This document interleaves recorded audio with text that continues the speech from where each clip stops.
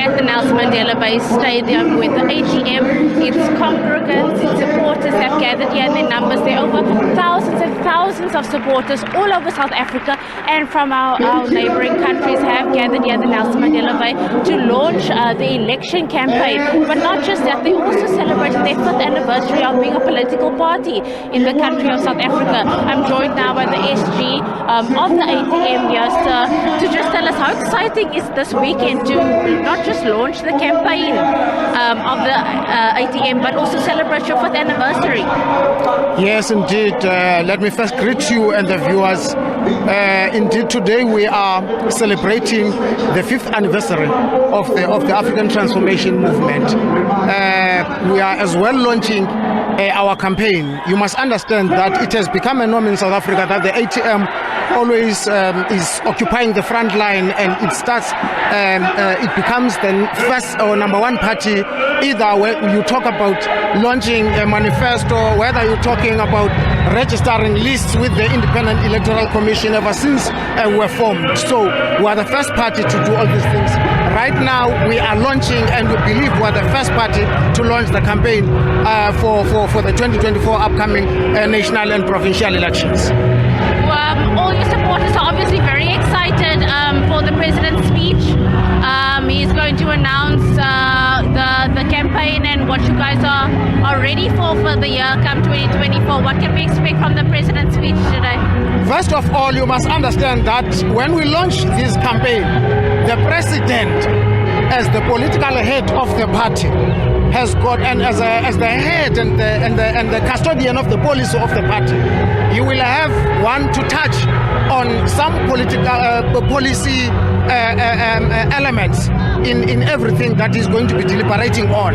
But at the same time, taking into confidence the people of South Africa on those policy stances of the ATM, so that when people take a decision to vote for the ATM, they must as well vote for something that they understand is going to represent them very well. But secondly, what you must expect from him is that he will be touching on the milestone and some issues that we are proud of, which we have been standing for during this period ever since we got him into parliament. That might include, amongst others, the issue of Palapala, because that issue of Palapala is not a party issue. It's neither Cyril's issue.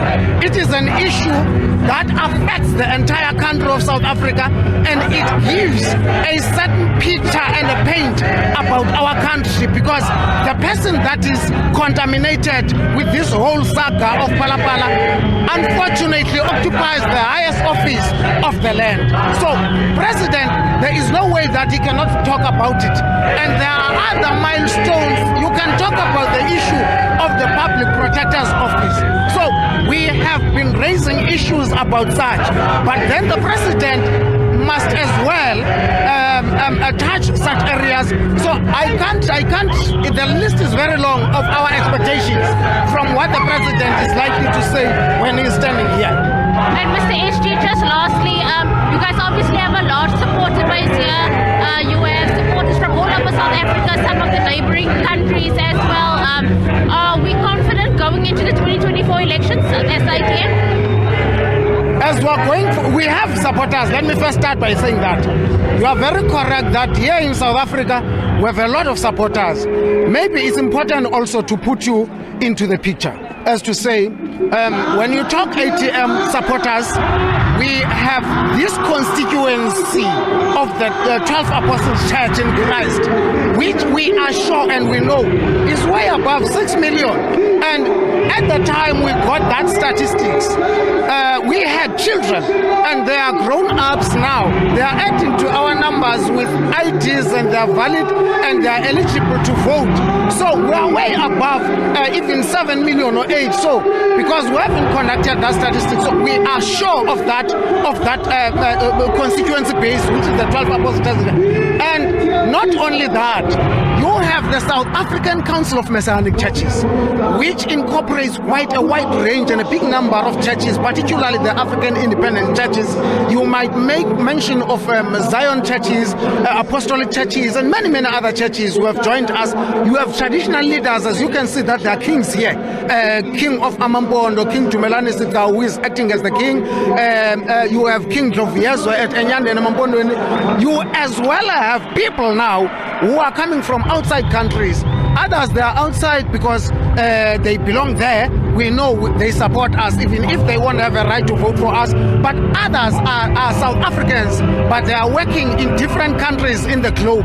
And you would understand that we even got votes from various countries in Europe in 2019. So those numbers, we know that they are growing up. So we are expecting them to vote for us because they have that commitment. You might go to Nigeria. Remember, the TACC is all over the continent. It is in 29 countries now, adding Burundi.